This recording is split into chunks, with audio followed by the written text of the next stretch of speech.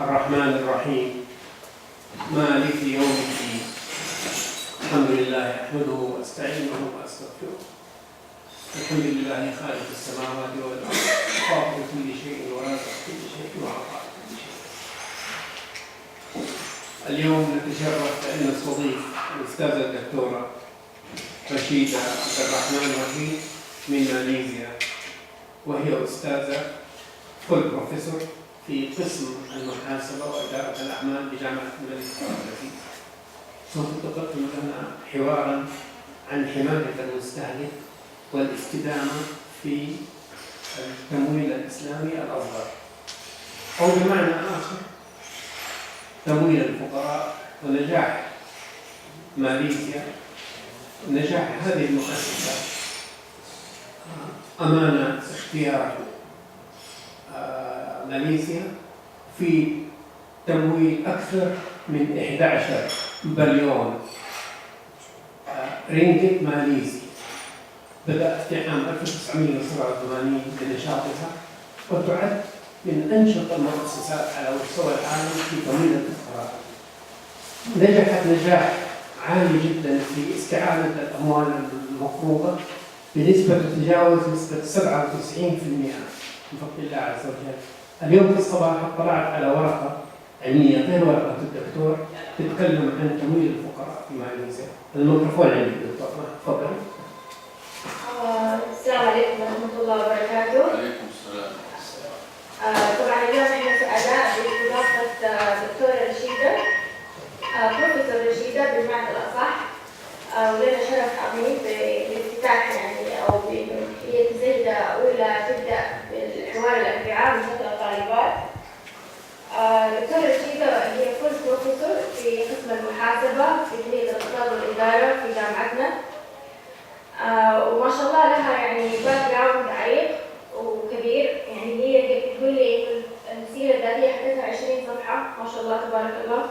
She was previously the Deputy Director at the Accounting Research Institute, University Technology, MARA, with research interest in corporate governance, intellectual capital, microfinance, financial reporting, and corporate ethics. She has presented and published more than 200 articles, mashallah tabarakallah, in this area. She cites on editorial board of several journals and has been an external examiner for postgrad students abroad. Among her publications include books titled Corporate Governance in Malaysia, which published by Thomson and Reuters. And she has also other published books, Effective Corporate Governance, CSR-based corporate governance, and self-regulation corporate governance. And welcome, Prof. Rashida. Thank you, Dr. Maha. Bismillahirrahmanirrahim. Assalamu alaikum warahmatullahi wabarakatuh. Thank you so much, Dr. Maha, and also to Dr. Ibrahim, especially Dr. Maha, because she's been encouraging me to present the paper here. Alhamdulillah, finally today I managed, with Allah's blessings, we are here today to hear the research presentation on trans protection and trusting Islamic microfinance institutions. Okay, my co-researchers are known as Sarah Bakar and also Associate Professor Dr. Zura Intan Ibrahim, both from University Technology Mara, Malaysia. Basically, this research is a case study on a non-governmental Islamic microfinance institution in Malaysia, which Dr. Ibrahim just mentioned just now, is on particularly on this institution named Amanah Ikhtiar Malaysia. Basically, we examined whether the crime protection will affect the sustainability of Amanah Ikhtiar Malaysia. Okay, so we want to see whether if we take care of the clients, which are those loans from Amanah Malaysia, will Amanah Malaysia sustain in the long run? Okay, so basically, I think everyone understands what IMF is, Islamic Microfinance. It's actually a collection of, it gives provision. So especially for Amanah Malaysia, it gives provision of small loans based on Sharia, which is no interest charges to the poor people. Now, if you go to the next slide, you will see characteristics of microfinance as a whole, not just Islamic microfinance, but also the conventional microfinance. So microfinance actually, it does not require any collateral or guarantor. So if those poor from the first sectors, if they were to get loans, they will not be able to get loans from the banks because the banks will need the collateral. So they will go to this institution, whereby this institution will give out loans without any collateral or guarantor. And it's based on trust. That means they trust each other and they trust the poor people that they will be fine. They will repay back the loan that they took. Usually this is being repaid, that means those who have taken these loans from the institution will have to repay the loan within a time period of 6 months to a year. And they are also asked to have those who have taken the loan from the institution will have a compulsory saving package. That means they are actually sometimes being forced into, or they are voluntary, will have to have some savings. Where its priority is to establish a social capital to group joint projects that are established among the loan recipients. Now, there are various types of microfinance institution, and some of them will give to individuals, some of it will give in a group base. So, Amanah Malaysia is a group based project. Okay, now. We go into why this is necessary to have microfinance institutions, especially in Malaysia.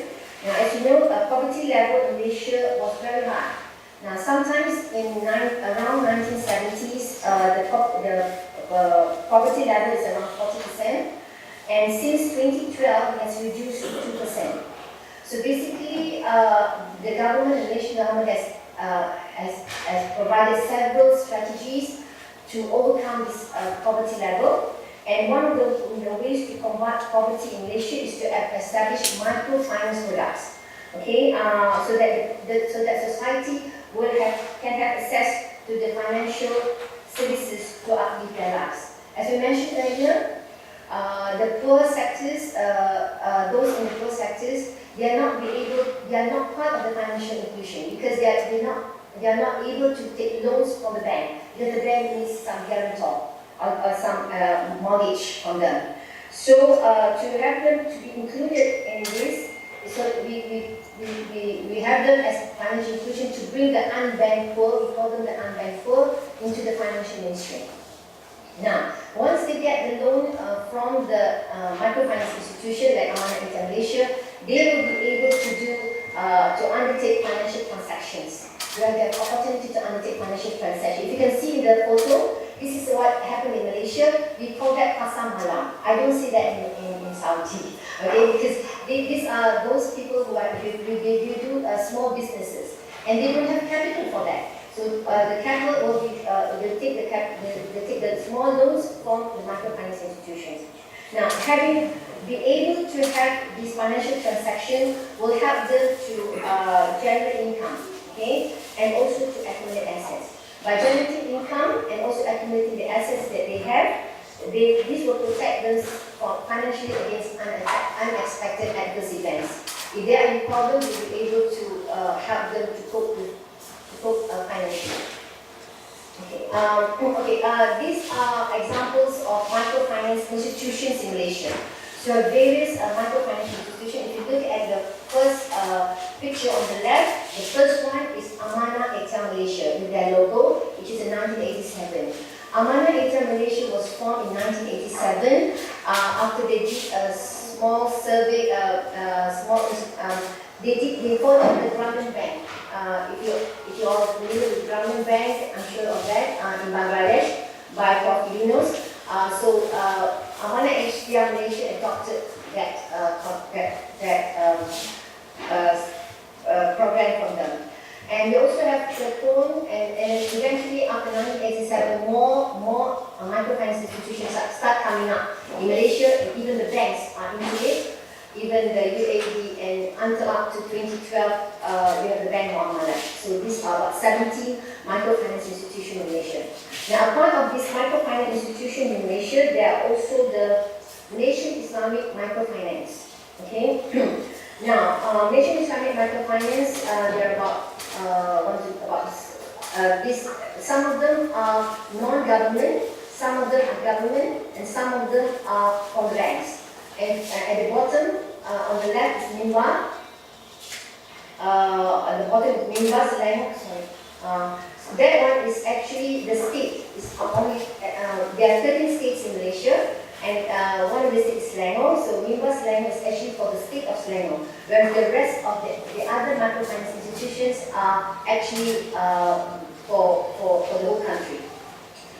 Okay, basically the difference between the microfinance and non-microfinance is actually on the product that they offer. So some of these microfinance, Islamic microfinance institutions, they currently use the Qadr Hasan. Okay, the Qadr Hasan, which only pay out the principal, and they only charge very small administrative charges. And some of them use Murabaha, and some of them use Baina and Tawaruk. And you can see on the right side, at the very bottom, on the right side, which is Ahranu, and that is Ahranu, which is the pond. That means, yeah, I'm sure you are better off me in terms of the Arabic. Okay, so it's for some of the poor people, they would like to pawn their jewels, and they use this as Ahranu concept. Yeah. Okay. All right. Okay. Right. So, coming into the research now, we look at the problem statement. What initiated us to do this research was that clients of Islamic microfinance, as we know, are low-income earners, so they are very highly vulnerable. So hence, they need to be protected. So we feel that the clients of the microfinance institution need to be protected because, as it is, they are poor. So if they are not protected, they will become worse. Rather than uplifting their standard of living, will become worse than that. Vulnerable to cheating, not paying back the loans, so they'll be more trouble then. Okay, so previous studies have shown that the poor client protection was due to poor governance and negative trends, such as overt indebtedness among the clients.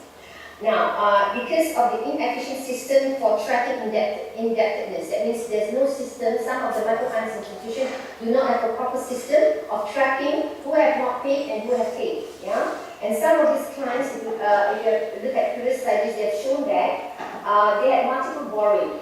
Okay, if they cannot pay from this microfinance A, institution A, they will then borrow from microfinance institution B to cover up their loans from microfinance institution A. So it's like digging a hole and covering the hole and digging another hole from another institution. So that's what we call multiple borrowing.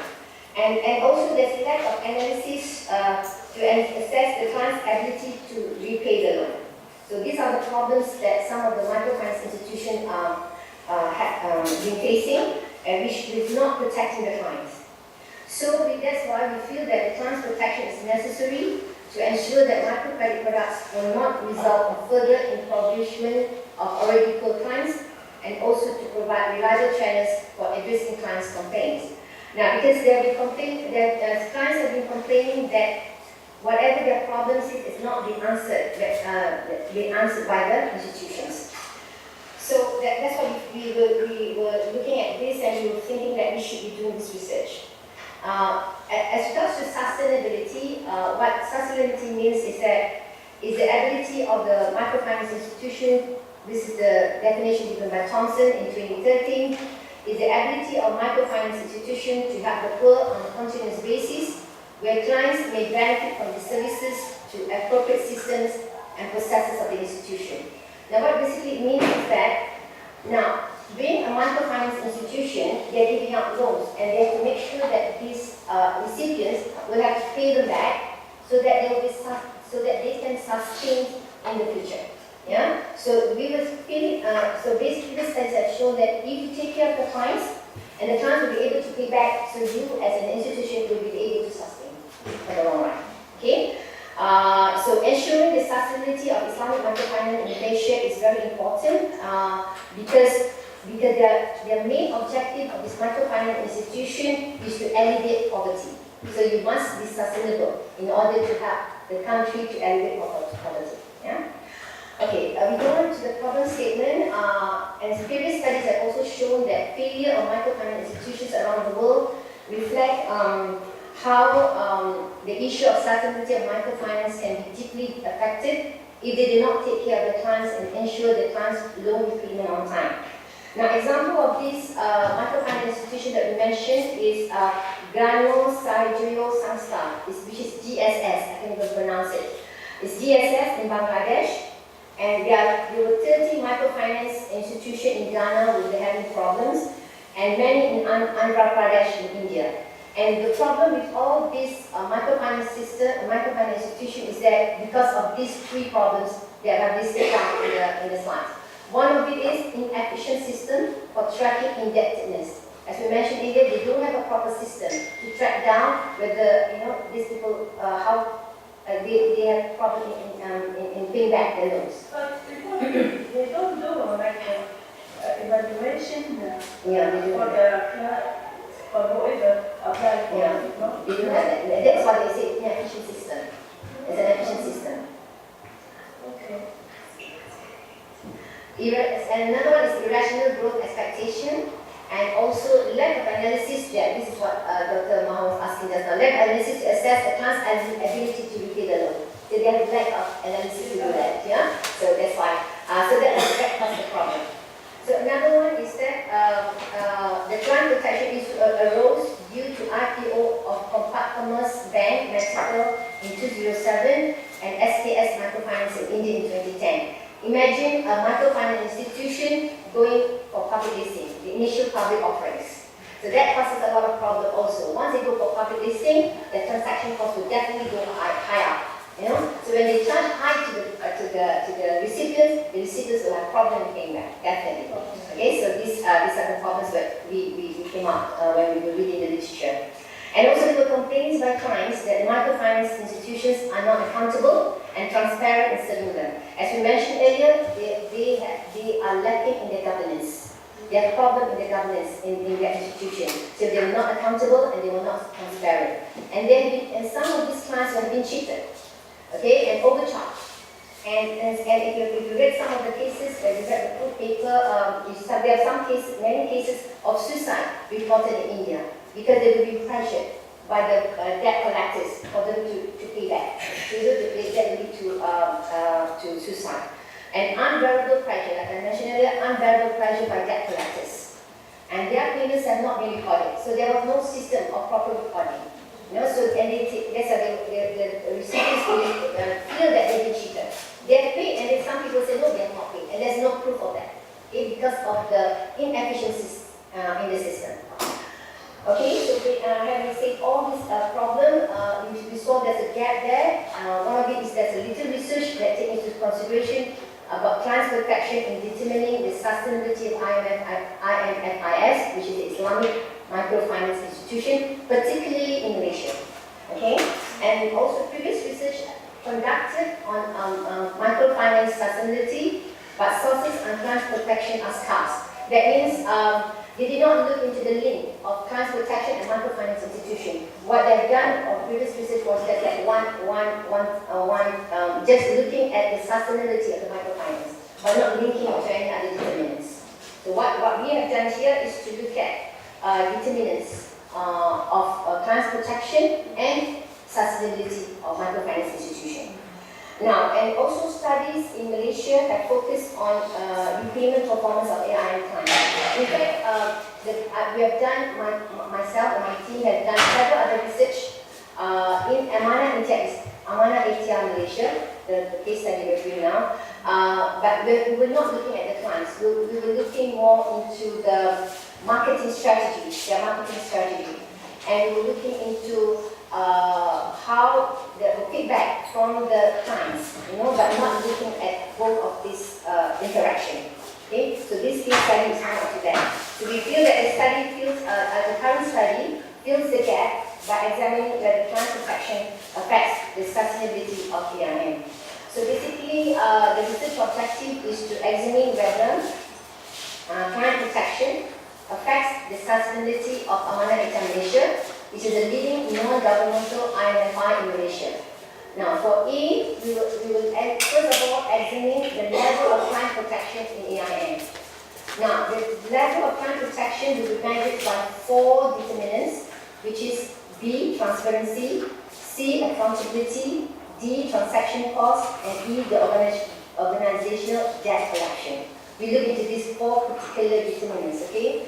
Whether transparency affects the client's, affect the sustainability, accountability towards clients affect the sustainability, and transaction costs affect the sustainability of AIM, and the last one is organizational debt collection affect the sustainability of AIM. So we will do a regression on these factors. Okay, so looking at the conceptual framework, like I mentioned earlier, the independent variable will be 4, which is transparency in serving clients, accountability towards clients, transaction costs, organizational debt collection process, and I will explain, inshallah, in the next few slides, the definition of all these 4 variables. And we will regress that against looking at whether this independent variable will affect the dependent variable, which is the sustainability of IMFI. And we will measure sustainability of IMFI by looking at 2 components, which is financial sustainability and operational sustainability. Okay, so 2 types of sustainability there. Okay, so basically, I think everybody will be able to see the hypothesis development, which is the first hypothesis development. Now, all these hypotheses are based on a few theories, which is the stakeholder theory.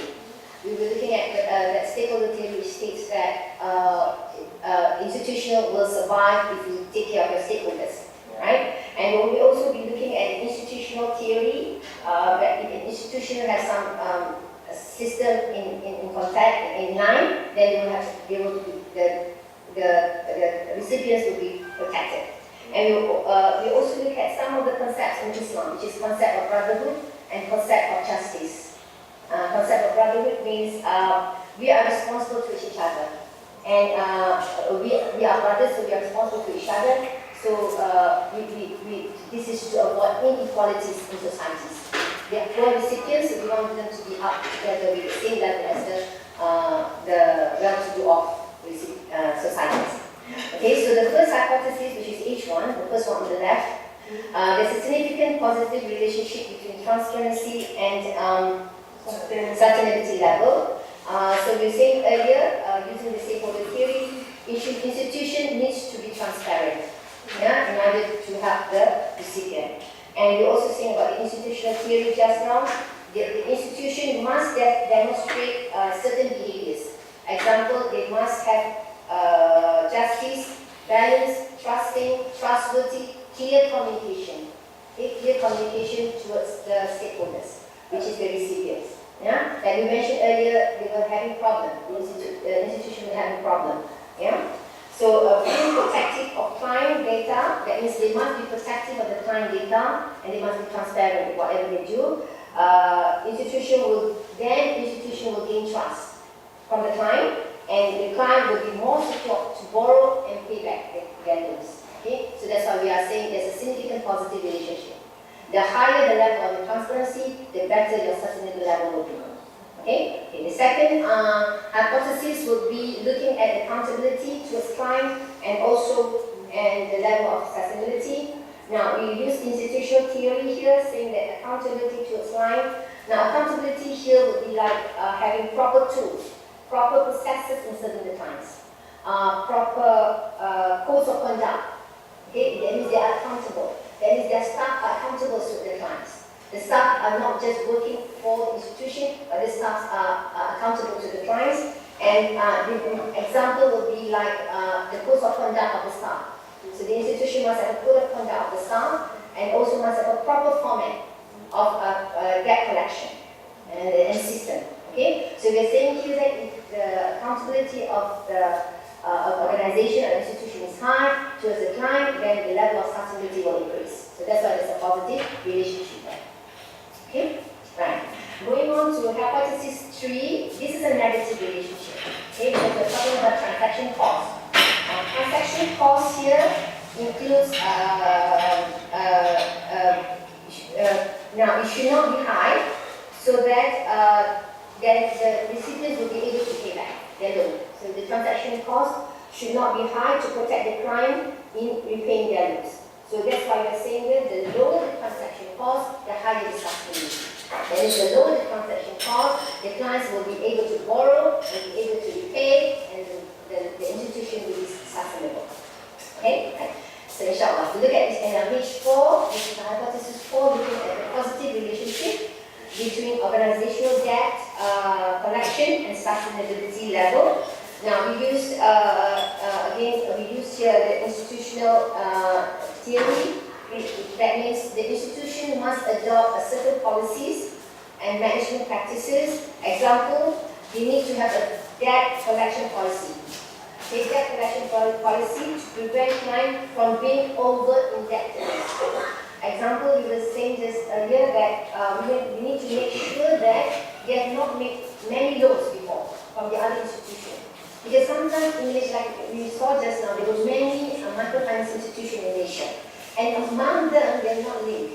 There's no system to check over each other. At that time, I'm not sure now, I'm not looking at it now.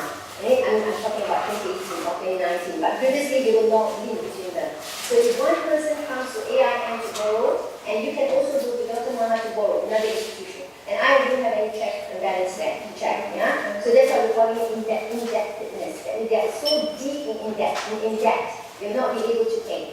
Yeah? So they must have a system there. So the institution must have a system to check on the debt collection. Okay? And proper screening. Like you were saying, they must have a proper screening on the clients before granting. Okay, because in Malaysia we have what we call, so those people who are bankrupt, okay, they can detect that. But not for these poor recipients, not for this one, but for those who take loans from the bank, they can detect. Okay, if you are in debt and in your rate, you'll be in trouble. If your name is in the list, you will not be able to get out from the country.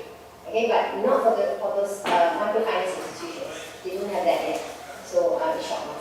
Okay, so that's what we're saying here. So if you have a good organization debt collection policy, then the recipients will be more confident in your institution. They will be able to borrow, and if they are not in indebtedness, they don't borrow too much, they will be able to pay back, and your organization will be sustainable. Okay, that's why it's a positive relationship. Okay, having said all that, let's look at the research methodology. So the data collection is 2 questionnaires. The questionnaires was adopted from the Smart Campaign 2011, and we modified the questionnaire and tested it again to suit the Malaysian environment. Now, in Malaysia, as I mentioned earlier, we have 2 sites, which is the West Malaysia and the East Malaysia. Okay. Now, throughout Malaysia, which is Kuala Lumpur is in the West Malaysia, which is called Peninsular Malaysia. And we have another Sabah Sarawak, which is in the East Malaysia. And AIM is throughout Malaysia. So AIM has 144 branches throughout Malaysia. But 144. Okay? But we are only concentrating on Peninsular Malaysia. That's why I'm saying 76 AIM branches. So there's only 76 AIM branches. So we distributed 220 questionnaires to these branches throughout Peninsular Malaysia, and the respondents are managers and assistant managers, okay, because they are the ones who are involved in this with the clients. They're directly involved with the clients. Even though we call them assistant managers, now like I mentioned earlier, AIM is actually their concept is group recipients. That means they give out loans to a group of people. So, example, you're in a group of 5, okay, and they collect the payments, they collect the clients will pay back during the meetings. They don't pay through the banks, okay? Through the meetings that they have weekly meetings. And these managers are involved with them. Even though they are high, we call them managers, look like very high rank, but they're actually personally involved with the clients. They are informal. So they will have this group of many groups in the branches. So one branch will have several groups, and a few of the officers will be involved. Okay? And every week they will have this meeting, and they will pay back their loans during that time to these managers. So, okay, now, out of these 228 questionnaires sent out to these branches, 158 questionnaires were returned. So actually there are 68% response rate, and I think that's good, yeah? Okay, now why we use Amanah Ita Malaysia was that we wanted to have an in-depth understanding how the determinants of crime protection affect accessibility. So we were focusing on one institution rather than the 17 microfinance institutions that we have in Malaysia. So we're concentrating on this one. And AIM is the biggest, the largest IMF in Malaysia because it has been in the market more than 28 years. And like I said earlier, it offers group-based lending. We call that group-based lending, similar to the Government Bank established by Professor Yunus in Bangladesh. And it provides interest-free loan, which is Fadl Hassan, and also no collateral. Pay for the client, but they do charge administrative charges. They call it administrative charges, not interest. Okay. Now, these are the measurements for the variables. Transparency. So in the questionnaire, so one section was on transparency, and the question that we asked on transparency or on example, we disclosure of prices and the terms and conditions. So how transparent is AIN in disclosing the prices, the terms and conditions of the loan? Yeah? And whether AIN provide and communicate clear, sufficient and timely information. So that's on transparency. So there were questions there, various questions just on transparency. Now, on accountability, we were looking at whether AIN practices high ethical standards among staff. Because we have seen problems that, the previous research that showed that staffs are the one who are cheating the clients and we're not, we're forcing the clients to pay back. Not in AIN, but in previous studies. So this is what we wanted to see in AIN, whether there are ethical standards among the staff and how the staff treat the clients. Okay? So again, there were several questions on this. Now, transaction costs, we wanted to see how the price is fixed. The prices set are competitive as compared to the other microfinance institutions in Malaysia. And we also wanted to see how the staff treat the clients in debt collection process. Okay? So whether any default payment charges, we want to see whether are there any default payment charges. Example, if they're not able to pay back, are there any charges on them? So we also wanted to see that because we don't want them to be burdened. Yeah? Now, the next one is on organizational debt collection process. Approach practices by organization. Example, again, management of default payment and debt collection practices. Okay. Now, the difference is that in transaction costs, we wanted to see whether there was any debt. If they cannot pay, are there any extra charges?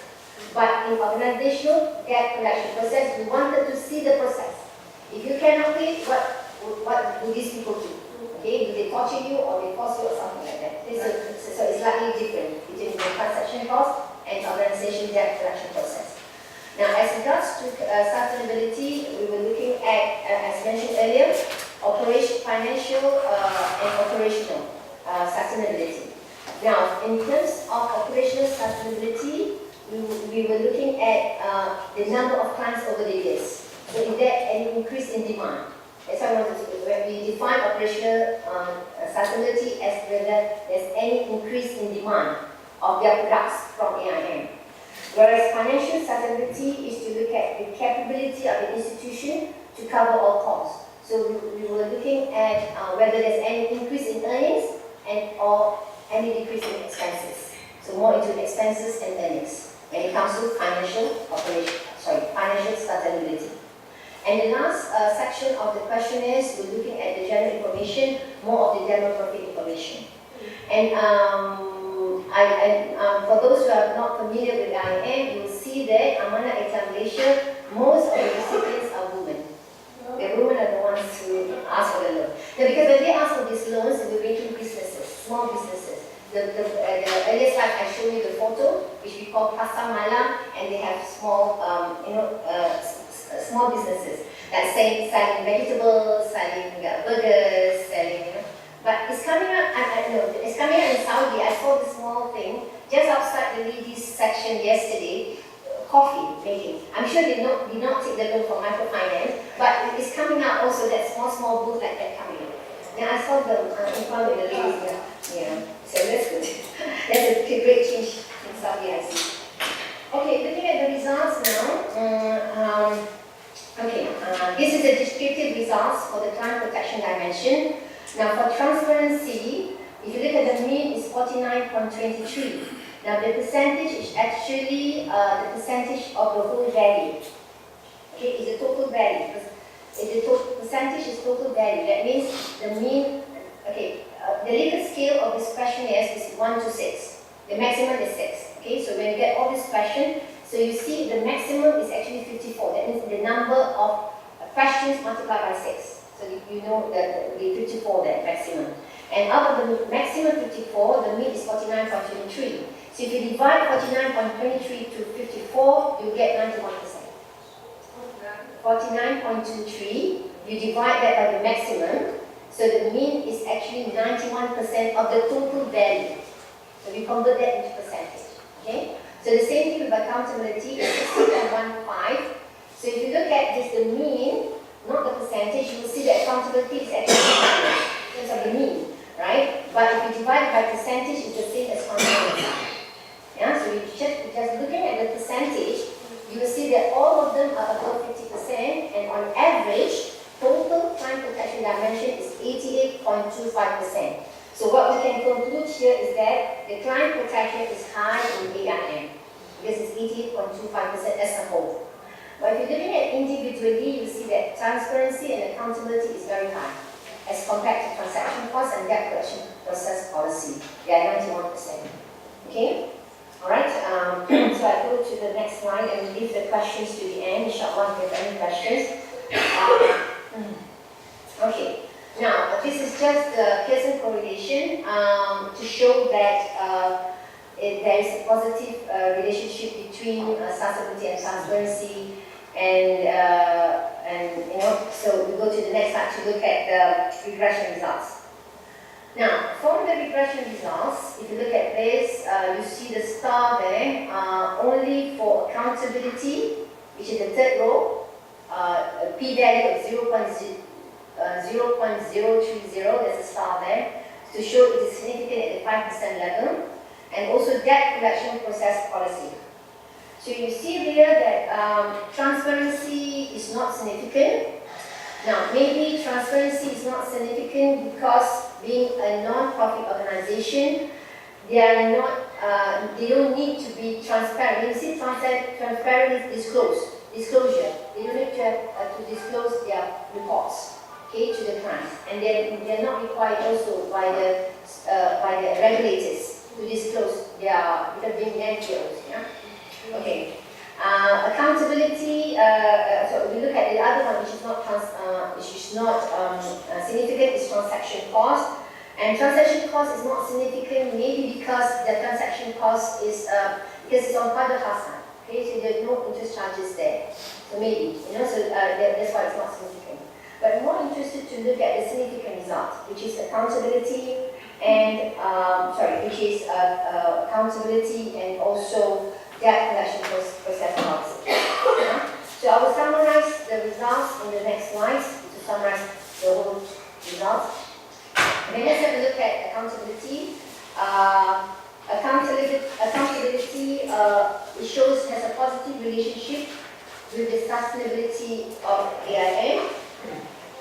Okay, now that is in line with some of the previous studies, and also it supports the agency theory, Okay, and it also supports agency theory or the stakeholder theory, yeah, and also stakeholder theory. Not just, sorry, it should be agency theory and also the stakeholder theory. It's more to a stakeholder theory actually, yeah. So you need to change that one.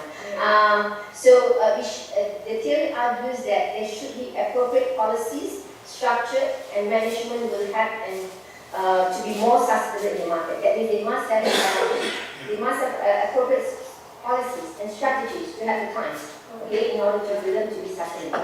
Now, it shows that AIM has a proper debt collection process. Now, as I mentioned earlier,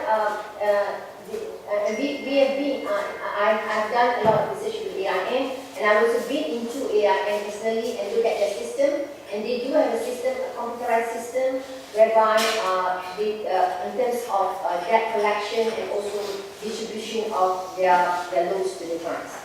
So, but even though we were mentioning earlier about concept of brotherhood, whereby AIM is close to their clients, and the clients, and at the meeting, the clients will pay back the loans.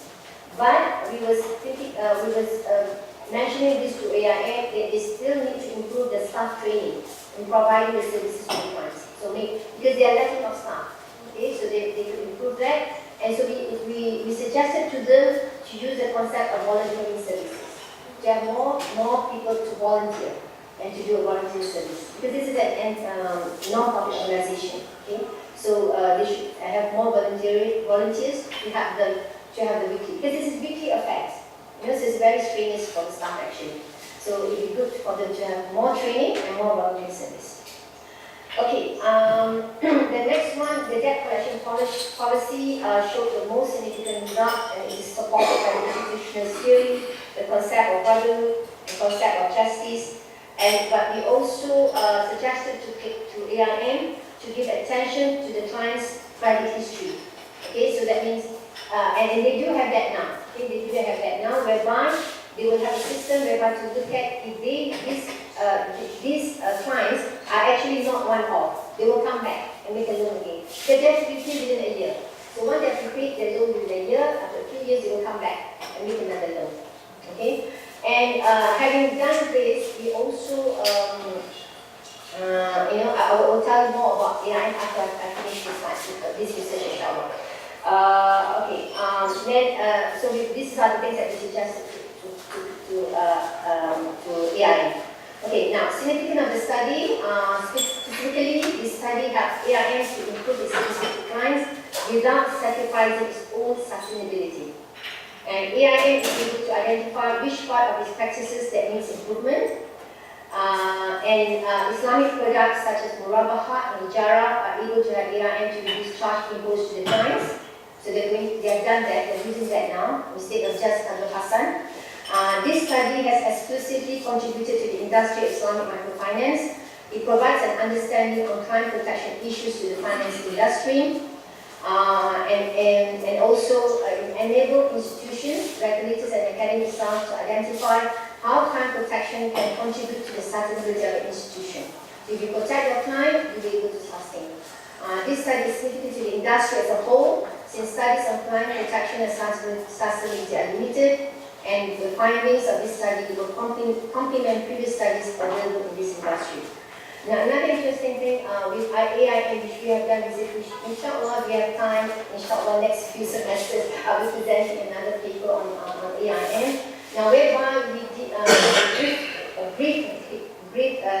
brief introduction of that research, we linked them, because these recipients, they are poor. Like I said, they don't have capital, so these ladies, they want to sew. They're good in sewing, but they don't have the machines and the capability. So AIM give them the machines, okay, and as a loan, and they will pay the AIM back as such. But now the problem is they don't have the marketing strategies. So what we did was to link the ladies to the one of the small with the entrepreneurs in Malaysia. And inshallah, I will share that with you, how the entrepreneurs have them to market. Okay, so with this research, inshallah, this is the last, because we wanted to show them that because this is a verse from the Quran from Surah Al-Hadid. A society where there is no justice will ultimately head towards decline and destruction. So there must be justice, and the institution has to be transparent, accountable, and also, and then, inshallah, the people will do well, and the country will also do well. And we emphasize to the recipients, the poor recipients, man jadda wa jadda.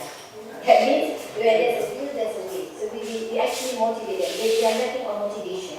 So we motivate them, and they will help them to get out of their poor situation, to lift up their living standards. Okay, with that, ladies and gentlemen, thank you so much. Alhamdulillah, this presentation is not a coincidence. Allah has said it, that today I'll be here presenting to Allah. Alhamdulillah. Is Prof. Dr. Maksum there with you all? Yes, he is. Okay, good. Because if I cannot answer the question, Prof. Dr. Maksum can help me to answer. Okay, thank you very much. Assalamualaikum warahmatullahi wabarakatuh. Thank you very much, Prof. Rashida, and thank you very much for our guests for coming from the Faculty of Economics and Administration. Do you have any questions? دكتور أنا حابة أن تذكر الطالبات إذا عندهم أي سؤال ولا عندهم معلش. ما عندنا مشكلة، أرجع دكتور. في أي سؤال؟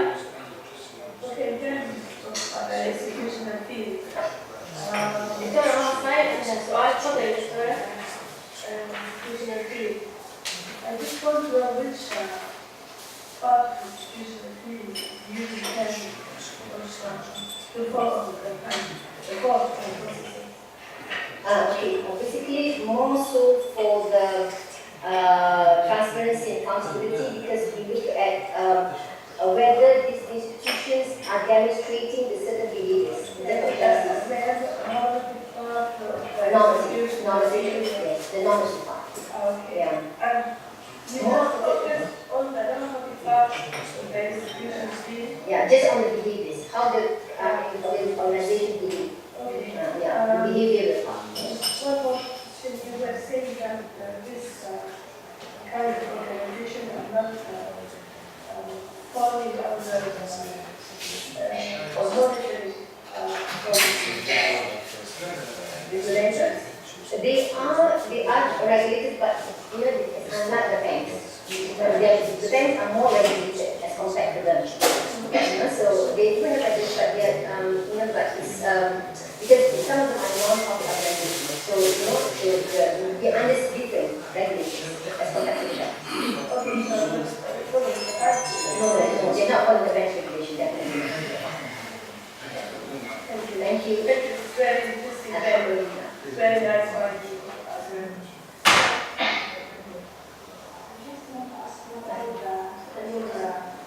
Results. Okay.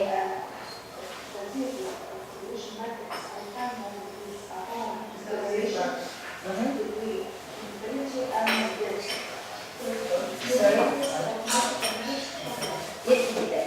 We did that. Yeah. We did that.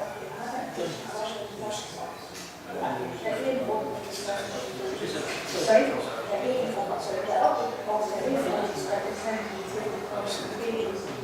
Yeah, okay. The percentage?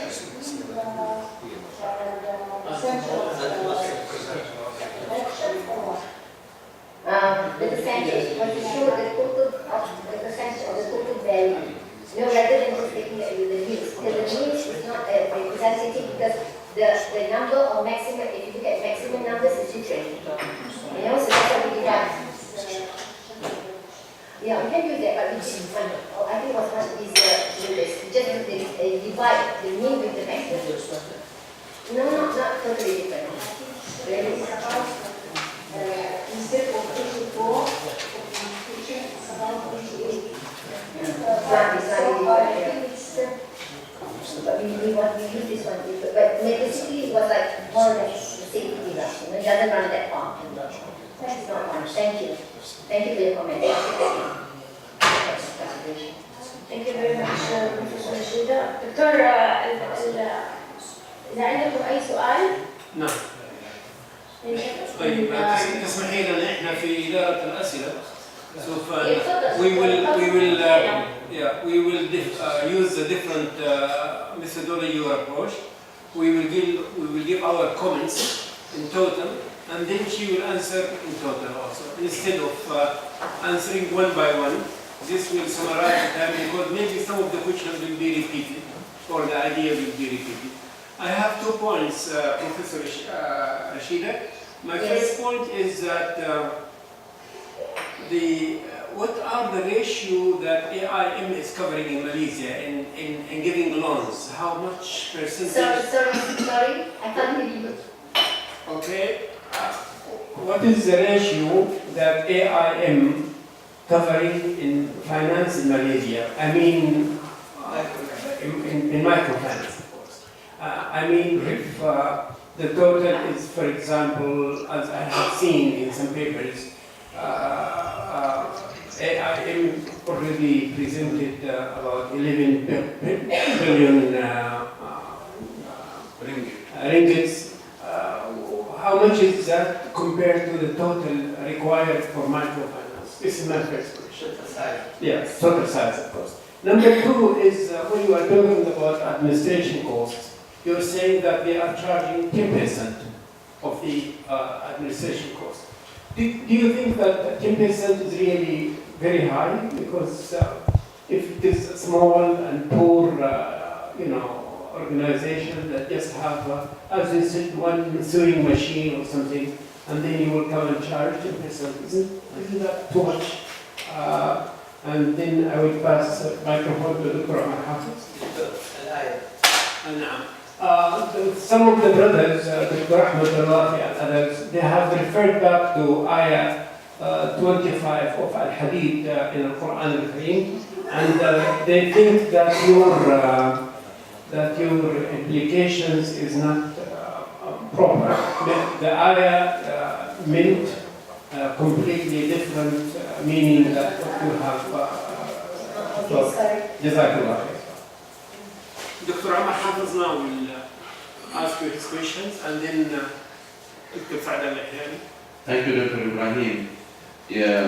Professor Rashida, you are welcome in this discussion of Hiwar al-Arbi'a, and I am very happy that we have this voice from girls' department about this hot issue of microfinance. Thank you very much. Be sure Dr. Masoom is here, and this subject is very attractive, and we have even from Makkah al-Mukarramah somebody to look at this discussions. So thank you, Dr. Rashida, very much for this. Thank you. Thank you. Now I would like to go to slide 12, which includes the hypothesis of your study.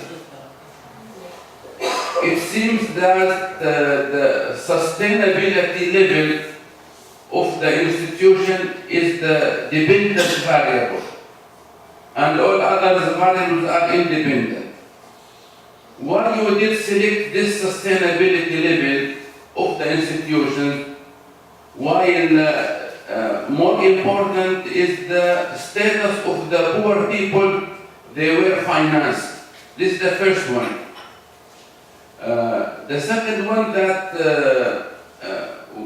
as general Muslims are not treating the poor people in the right way, because poor people deserve zakah and not loans.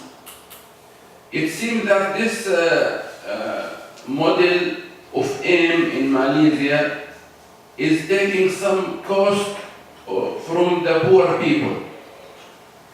Is this close to Muhammad Yunus model of Bangladesh or different?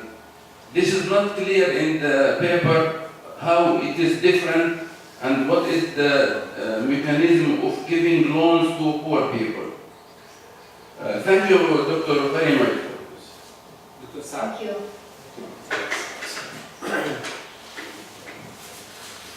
This is Dr. Masoom Billah is asking now.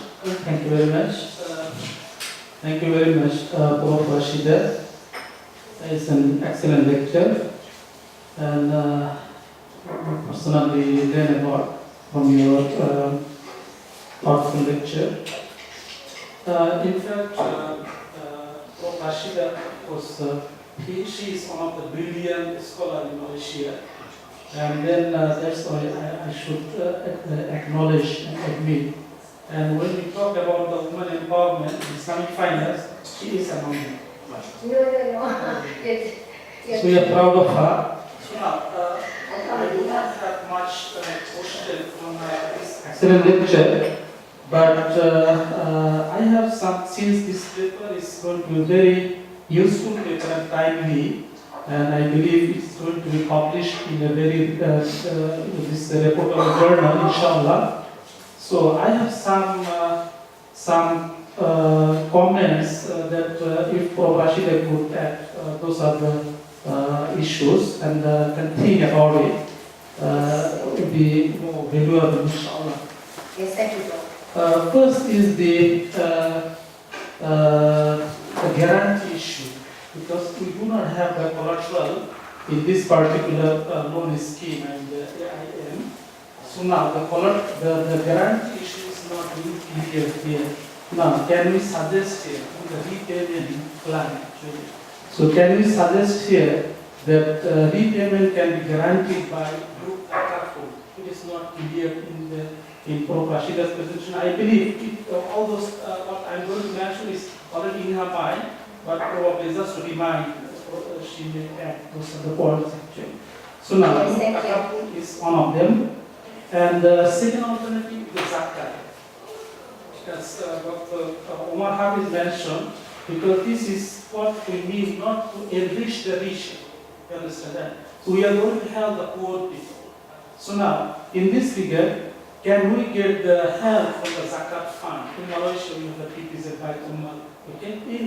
And also at the same time, since we are presenting here, if Prof. Rashida could consult the guards here in Saudi Arabia and see what is their policy, okay, how we can help the poor people get through zakat fund. Okay, so that could be a good idea. The third issue, the third alternative here for the guarantee is the SSF, Social Security Fund. Whether there is any provision in Malaysia, I mean the Social Security Fund can help if in case there is a default or there is any death or disablement, okay, from the borrower's part. And the fourth alternative here, or the solution here, is the project collateralization. I mean, of course, we do not have the... Sorry, Prof, I can't hear you for the fourth one. The project collateralization. I mean, the project that we are financing for, so that particular project can be collateralized or not. So that can be called. Now, Prof, the project can be what? collateralization. Oh. Collateral. Yes. Collateral, yes. Now, this is the first issue. Second issue here, Prof. Rashida probably she doesn't have much time to include. What is the concern in the 11th Malaysian plan, and the 2016 and 2020, that particular plan, how this particular plan concerned about the enrichment or the enrichment of the poor people, or poverty alleviation, through the microfinancing model. Okay, I mean there was a slogan by our former Prime Minister that to create the national enterprise-based model. So how we can conclude here as to these poor people to be enriched through microfinancing by virtue of the concern from the 11th Malaysia plan. Probably this would be highlighted here. Next year, as you mentioned, of course I don't want to say fully disagree, but I could, I am expressing my not so, this agreement on this matter. When you mentioned a Grameen Bank, Dr. Yunus, that is a totally a riba-based model. And they are sucking the blood from the poor people. Their core business is how to suck the blood from the poor based on the riba-based transaction. How we can compare that particular model to support or to be taken as a model by AIM. AIM is purely based on the Sharia principles. So that needs to be clarified. And to me, my humble opinion, the Grameen Bank cannot be a benchmark, cannot be a model to be based by an Islamic financial institution. That is a very discredit.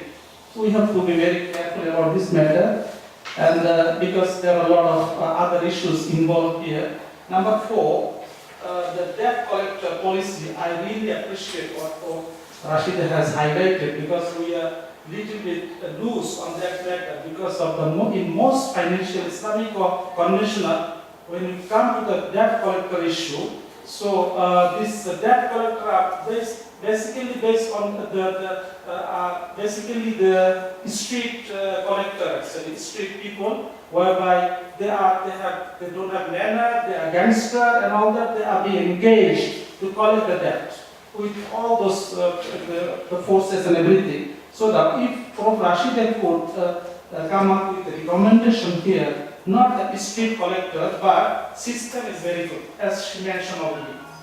Secondly, here the project collateralization, as I mentioned earlier. So these two aspects could be further studied and further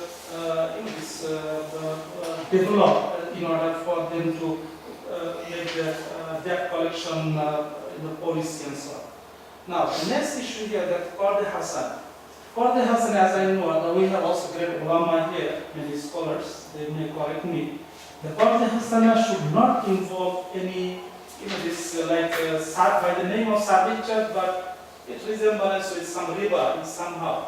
So now, this, what I understand. Sorry, your voice is running out. Qard Hassan law in Malaysia that we practice, it involves the Sabit Church or the administrative charge. Okay. Now this charge is based on the the amount that being borrowed. So now what is the difference between the riba-based transaction and also this kind of Qard Hassan?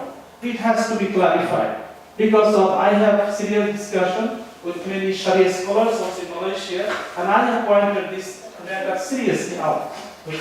So if Prof. Rashida could clarify this particular issue and can come up with a good recommendation, would be useful. Next issue here, the late payment charges. So now, we have also the provision late payment charges. If in case there is late payment charges, so now, what is the difference between, if we really go for this, what is the difference between the riba and nasiya and this kind of late payment charges? So we need to be very careful about this issue. I believe Prof. Rashida will highlight on this matter. I have 2 more points. The case study, Prof. Rashida's topic shows is the client's protection and also the sustainability. It requires a post-mortem on the existing phenomena and also the recommendation is justification. But what I realize, Prof. Rashida has emphasized on AIM, case study, but recommendation part are very, it's not that significant yet. Probably Prof. Rashida can take more. So this particular topic requires more recommended the postmortem on the existing phenomena as AIM and also the recommendation with justified recommendation. Last issue here. Now, instead of citing the Grameen Bank, riba-based all other the institution, whatever it is, Grameen Bank is already questionable when you talk about Islamic finance. It's serious questionable. Can we just come up with a model and the hybrid model or whatever it is, al-mudaraba mode instead of Grameen Bank model? Thank you very much. Assalamu alaikum. Thank you, Prof. Now, Professor Ben Abbas will give a student. Alhamdulillah, he sent his paper to the professorship. I have 2 remarks. In the abstract, you wrote that Islamic institution provide credit. Islamic institution provide credit. So the credit is is a concept specific to the system, which is based on the interest. I think that's what's in the Islamic context. It's more useful to use the concept of financing, not credit. And then also in this abstract you use the concept of the debt collection. I think also that in the Islamic context is more useful to use the it's more useful is the concept of participation.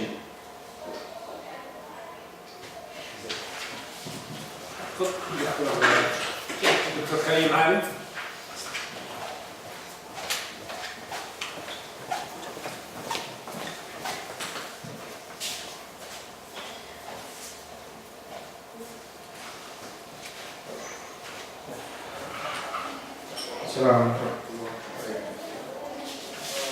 My first opinion is based on this topic, which are generalized to Islamic financial institutions.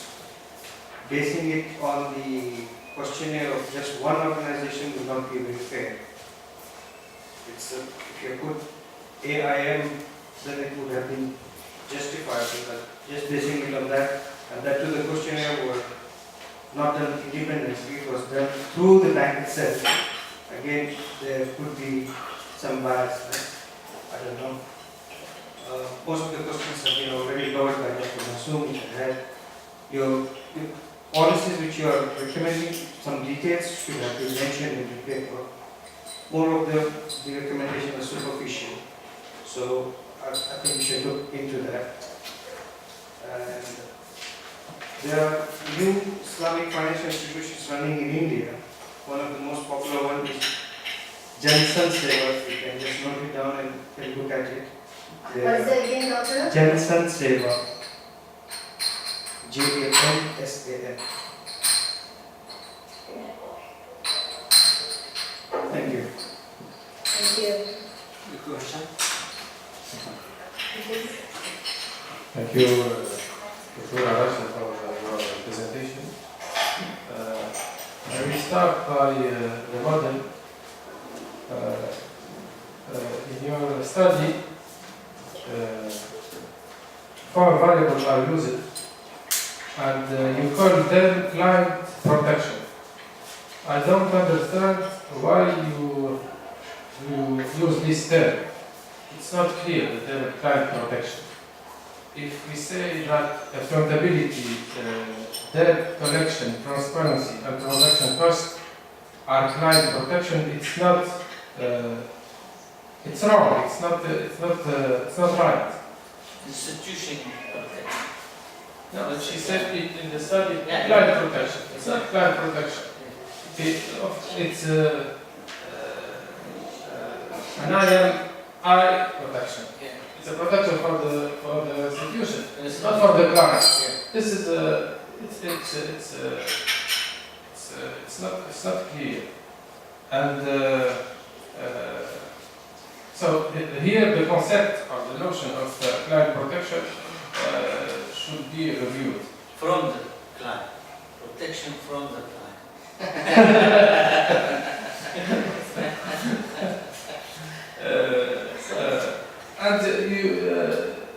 Accountability is a governance variable. Debt collection, managerial or financial variable. Transparency is also governance variable. Transaction cost is a financial variable. So we cannot call all these variables as client protection. The second question also, it is unclear that in the finding you said that the results shows that the level of client protection is high. Okay, by dividing mean by max. Given that you have find only two variables that are significant, the other are not significant, and you say it's the level is high. It's not high level. You have only two variables that are significant. The other are not. So this is also it's not right. Third, you don't give an explanation about the famous variable transparency. In your study, and this is, I think there is a contradiction. The transparency is not significant. Although the accountability is significant, and both are governance variable. I think you have to check this contradiction. And in the end,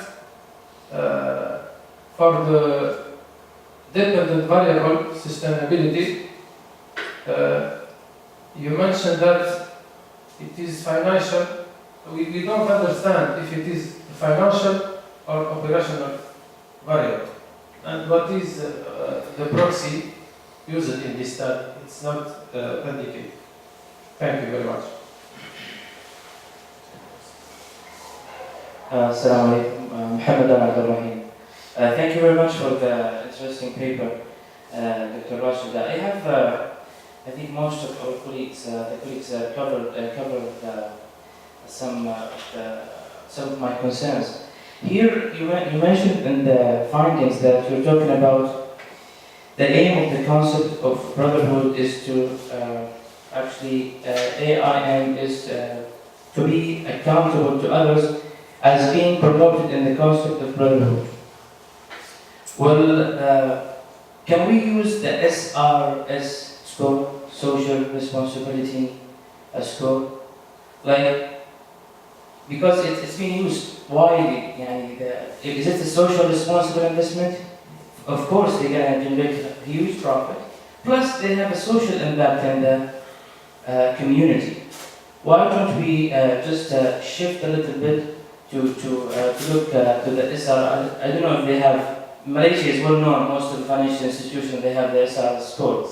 We could use it directly to run the regression. It would be more clear than the concept of brotherhood. Other than that, it's always a pleasure to be in the Islamic Economics Institute. Thank you very much. Assalamu alaikum. I conclude this discussion with 2 points here.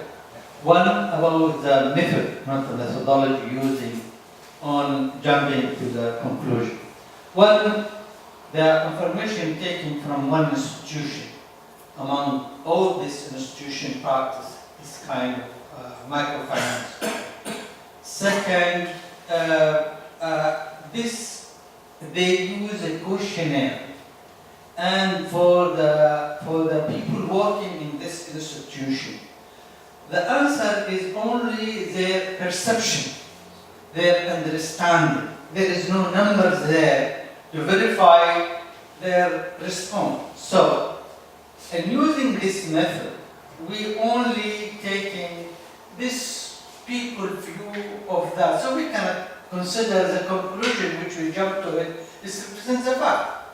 Because even using a quantitative method, by using regression to using t-test, it's not right, because this is not quantitative numbers. So in that case, using t-test or the mean or a median, is a medium or mean of their view. So we cannot consider this as a good indication, and we cannot make or jump to conclusion on this flow method. So if you want to use mathematics or use econometrics, use a quantitative method. Otherwise, use non-parametric testing or non-parametric way to get this conclusion. But you cannot mix one with the other. So this is for the application part or the practical part. I come to the theoretical part. We want this inclusion of these poor people and on this riba-based financial institution, and they want to empower them in this stage by this microfinance, so that later they will be part of the interest-based society. Here we have also logical inconsistency. First, we are talking about poor who they do not have any collateral. This means that high risk. It means high interest. The lending base, which they do not tie the return on this credit with the productivity or with the value added of the activity, it means that even if they fail in their business, they have to come up with a loan and with the interest. So it is interest-based regarding whatever you call it. So here we cannot use the interest-based system to empower poor people. And the experience of Grammy Bank is very clear. So if you want to empower these poor people, we have the Islamic base. Go to Musharaka, go to Mudaraba, go, and in that case, you do not need to this collection and for the people, strict people to go and kill these people to come up with the default amount. So the problem with this concept that we want to have Islamic within the interest-based system. While we can have other ways, we can have this micro musharaka on Islamic base. Go and involve in this small society, have your people there. And we have the experience of Sudan. Sudan, they have the bank, have their office inside the vocational or the vocation place where they practice their activity. So they know what is the trend of the market, what is the risk. So when they have, and they're more likely to have high profit than the interest, the institution can share that. When they have down, then we can have other zakah, other way, because this is food. We cannot imprison them. And even if we imprison them to have back our money, we cannot. So this microfinance cannot be effective unless it is within the Islamic framework, within the Islamic financial system, within the Islamic economic system. But to have that within the interest is more unjust to the people. And you can evaluate the Grammy Bank experience on that, where the interest go to cover the cost, the administrative cost, and the risk involved more than 30 to 40% of that. So I'm sorry for this comment, but it's fundamental. If we want something breakthrough to help poor people in a Islamic country, we cannot do that interest. Thank you. Assalamu alaikum. Again, Dr. Rashid, I have a very recent experience with one of the leading banks here in Saudi Arabia. I was coaching their SMEs client, which are very successful, apparently.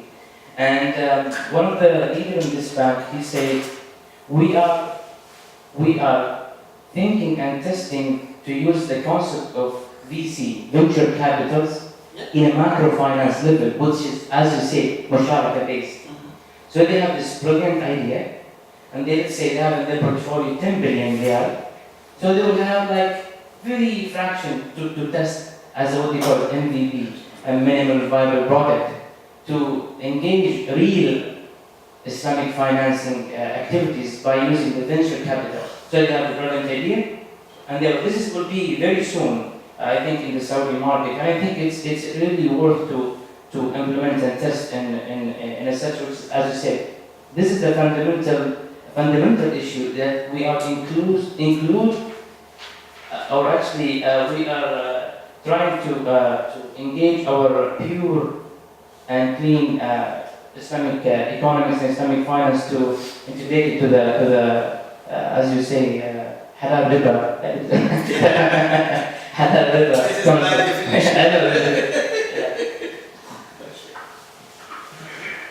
Islamic riba.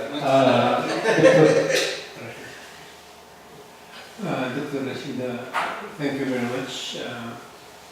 Now I will give you the opportunity to answer all the comments and the questions. We normally are very high in our critics, so please take care. Accept. Okay, go ahead, please. Okay, thank you everyone. I really appreciate the comments and the feedback given. And I think I have like 15 comments. So I don't know which one to answer, but actually, I'll take that into consideration because some of them are very good for future research. Because this paper has been accepted in Humanomics, but it's not accepted for publication, but it's not been published yet, so alhamdulillah. So I'll take that note with all the recommendation made. Now, I will not answer each one of them, but basically, one of the comments made was to have like, I shouldn't be comparing it with government. Yes, the reason I was mentioning government just now, government bank, because when AIM started its program in 1987, long time ago, it started with the government bank, yes, but eventually they've improvised. Into Islamic microfinance institution. That's why I mentioned now they're doing the Qadr Hassan and also the Mudaraba and so forth. Yeah. So, but they are not actually following the government model now. When they started, yes, they did that. Now, some of you made very good comments as regard to that there shouldn't be any payment charges and so forth. And also, someone also made comments in terms of the variables. I will look into that again into future research. Example, why transparency and transaction costs were not significant. Now, and basically, it'd be good if you could do interviews on this. So that could be another paper. In fact, I was planning to do another paper just looking at the variables itself. And because among the variables, the transparency example, there are many questions inside there. So I can just stop on transparency and come up with one paper. And I can talk about accountability and come up with another paper. You know what I mean? So inshallah, thank you very much for all the comments. I think Prof. Maksum was mentioning about takaful and zakat and combining, and some of you also were mentioning about that. Now, in fact, AIM is actually working closely with zakat and takaful. And in fact, when I was there, that was like 3 or 4 years ago, we were in the same group of zakat and takaful and how to help these recipients to pay back if they are not able to pay back. Now, for your information, AIM is actually doing for the poor recipient, but not the destitute poor. The destitute poor is under zakat institution, and zakat institution also give out assets, give out cash to these poor destitute recipients who want to make business. They also have that program under zakat institution, and I was also involved with them with that one because we are actually linking with all these institutions to see how we can move forward. And anyway, again, thank you so much for the feedback. Thank you for listening to me. I will take consideration of your suggestions, and I will move on, inshallah, to new papers, and we will share it together again by new papers to share. Thank you so much for the time and the feedback. Assalamu alaikum wa rahmatullahi wa barakatuh.